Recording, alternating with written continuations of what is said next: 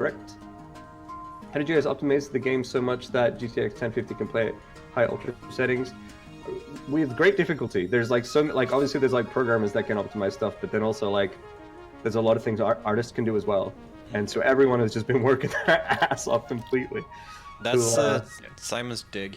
Or yeah, actually Simon I does work that. a lot of optimization, and Gafkar, our like the newest programmer there, like he's done some really cool stuff with all the buildings. So like for example, if I build one of the constructors, or let's say I build 50 constructors, we have instanced one of them. So like, yeah, they're only just rendered like once. This constructor is supposed to be here, and you just it's one draw call for all those. So you can draw all 50 constructors in one call. Yeah, exactly. Yeah. But we also have like it's divided up to a skeletal mesh as well. So the moving part is a separate object on the buildings. Okay. So there's like more stuff we can do there, which probably gonna come in some stuff for early access, I hope.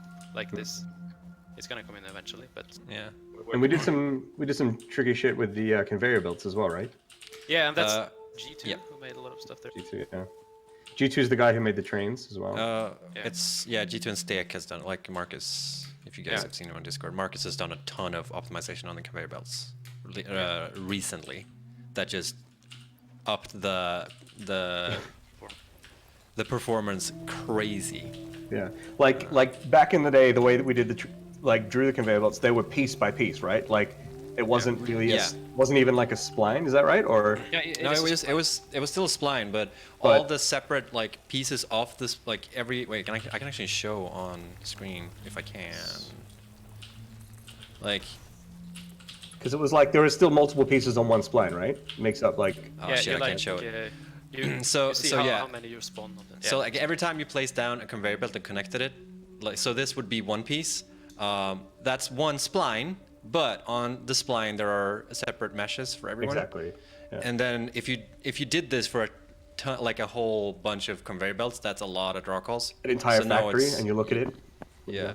So now it's like one draw call per spline. Yeah. Per like.